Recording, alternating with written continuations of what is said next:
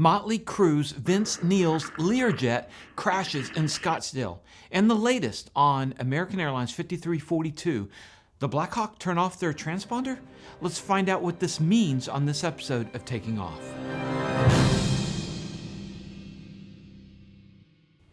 Hi, I'm Dan Milliken. We're going to cover some aviation news and the updates on the mid-air collision of the Blackhawk helicopter and the regional jet American Airlines Flight 5342.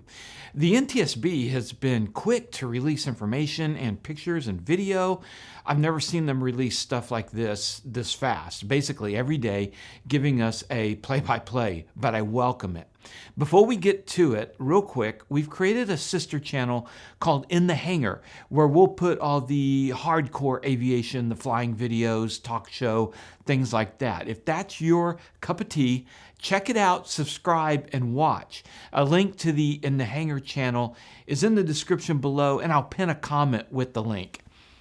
All right, a tragic accident unfolded at Scottsdale Municipal Airport on February 10th, 2025 at 2:38 p.m. local time when a 1989 Learjet 35A, November 81 Victor November, veered off the runway during its landing.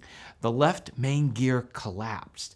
Uncontrollable, the Learjet impacted a Gulfstream 200 that was parked on the ramp. Sadly, the pilot of the Learjet was killed. Several others were taken to the hospital in serious condition, and the one person had to be extricated from the wreckage. In all, there were 5 people. The Learjet is owned by Motley Crue's Vince Neil, who was not on board. The NTSB is on scene investigating with local authorities. We'll bring more updates as they become available. Okay, latest news on the January 29th CRJ and Blackhawk tragedy at Washington Reagan National Airport. First off, on February 7th, the NTSB, in coordination with the Naval Sea Systems Command Supervisor of Salvage and Diving, SUPSALV, offloaded the main wreckage of the Blackhawk helicopter. Investigators went to Davison Army Airfield to examine an example Blackhawk to compare switch and other settings from the accident helicopter. The NTSB has announced as of February 8th that all major pieces of both aircraft have now been recovered from the Potomac.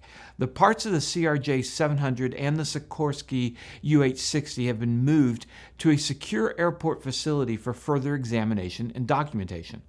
A National Oceanic and Atmospheric Administration LIDAR survey from a manned NOAA aircraft was conducted February 8th and identified multiple underwater targets that could be additional aircraft debris. Divers from the FBI are investigating to make sure that everything's recovered. As previously reported, all 67 bodies have been removed and are accounted for.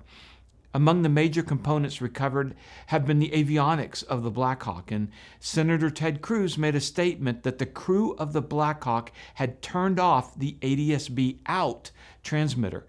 But the NTSB has declined to confirm that, and here's what Cruz said. This was a training mission, so there was no compelling national security reason for the ADS-B to be turned off. Now, for those who might not understand how the ADS-B transponder works, which stands for Automatic Dependent Surveillance Broadcast, most aircraft, even small planes, have a transponder. It's an electronic device on a plane that transmits specific information when interrogated by ground-based radar or other aircraft. The transponder's roots go back to World War II and the identification friend or foe and early radar.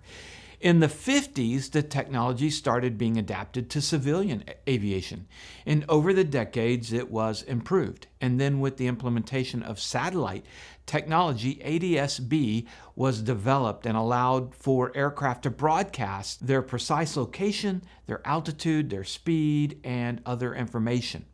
ADS-B is a newer technology that was mandated in 2020 by the FAA for all aircraft working inside certain airspace. And this level of transponder broadcasts a lot more data. But some plane owners look at ADS-B as another way for the government to keep watch over you.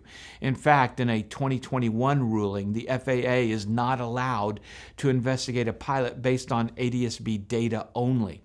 And some plane owners outside metropolitan areas where ADS-B is required have simply never put one in their airplane. And for sure, ADS-B is required in the airspace that this crash happened. There are times that it is allowed to turn off your ADS-B while in airspace that requires it, for instance, when flying formation, because proximity of the aircraft flying together would constantly cause alarms to go off. And the ADS-B rules required by the FAA do not apply to the U.S. military. In addition to the out function, ADS-B also has an in, where if you have an ADS-B receiver, you can see everyone else on the map around you that's broadcasting ADS-B. A general aviation pilot with an iPad can see any other plane broadcasting ADS-B. Now, some might point to the ADS-B being turned off on the helicopter and think no one could pick it up on their screens, and that's incorrect. ATC has radars and can see everything up in the air that gives a radar profile, even with no transponder. But how ATC's radar incorporates transponders involves an interrogation pulse from the radar, and aircraft with transponders will respond with a reply signal, usually 3 different modes. Mode A is just a 4-digit code from the transponder set by the pilot. Mode C adds altitude as well as that 4-digit identifier. And Mode S, which is even more detailed, includes aircraft identity and position and other things. And they just won't have the extra data that an ADS-B transponder sends out. And ADS-B is not based on the interrogation reply that radars use. Would having the ADS-B turned on in the helicopter have prevented this tragedy? I don't know, but investigators are sure to be looking at that. On February 10th, the NTSB released their list of parties involved in the investigation, which among others includes PSA Airlines, General Electric, the U.S. Army, Sikorsky, pilot and controller and other unions, and of course the FAA.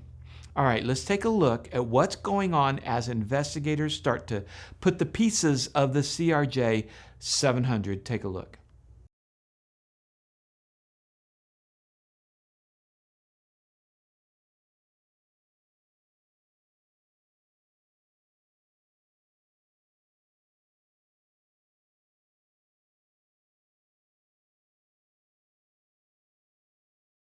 Chilling images inside that hangar. Investigators are trying to determine the exact angle of the impact. It's been reported that the Blackhawk first struck the CRJ's right wing and then the fuselage behind the wing and then into the left elevator.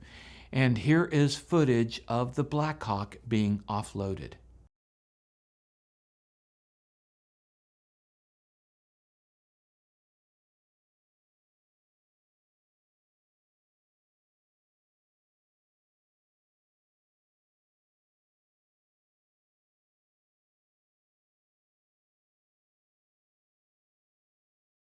On February 10th, the NTSB released this footage of investigators working on both aircraft now.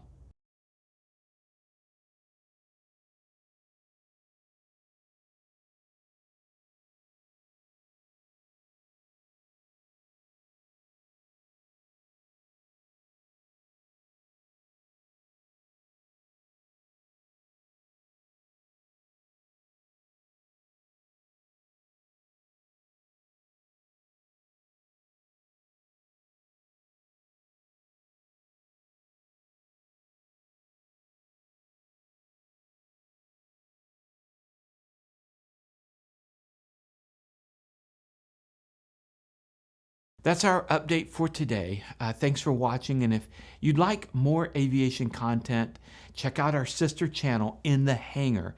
You can click right here and head over there. Also, if you can support our sponsors like Z-Vision, the brightest lights out there at xevision.com, that'd be a huge help. More links are in the description below. And if you want to see another update, check out this video right here. Thanks for watching, and remember, superior judgment trumps superior skill. Take care.